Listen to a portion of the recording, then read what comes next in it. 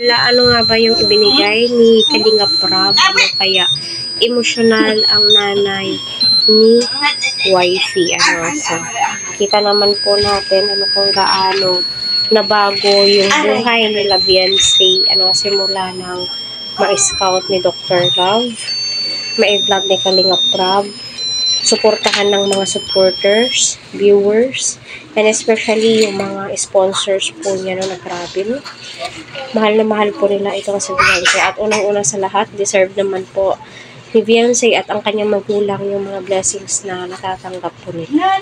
Diba? Ang ganda ng nanay ni Beyonce. Dito na time, I feel like hindi pa po siya buntis. Kita po natin blooming na blooming. At way back po, si Beyonce ay naglalabada para matulungan po niya ang kanyang mama, and especially pang baon-baon po nila, at 2 oras po yung lalakarin niya para makauwi. Kasi pagpapunta ay sumasakay po sila ng bus. Grabe So napakaswerte po nila Beyonce kasi malapit na po sa Daet yung bahay po nila. Diba? Di na po pahirapan. So napakaswerte nila kasi humanap si Dr. Love ng lote, no, na malapit sa Daet, no? So, bakit pa lalayo, diba? Kasi yun po yung request ni Beyonce, gusto niya malapit sa Daet, diba?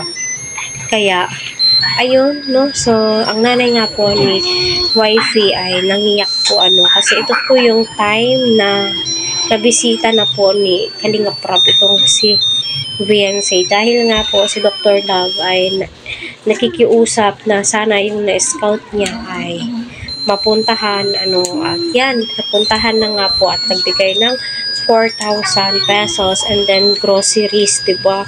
So, yun, naiyak nga po ang nanay ni Beyonce at saka ni Beyonce kasi ang laki ng pera na ibinigay, 4,000 pesos. At ayun, sunod-sunod na nga po yung pag-vlog sa kanya at yun, naisipan, no, na i-vlog at saka i-love team kay Kalingap Edu. At kita naman po natin na nag-boom po talaga ang kanilang love team at silang dalawa ay nagtutulungan kahit si Kalingap. Grabe ka nga po nila, give and take lamang po yan.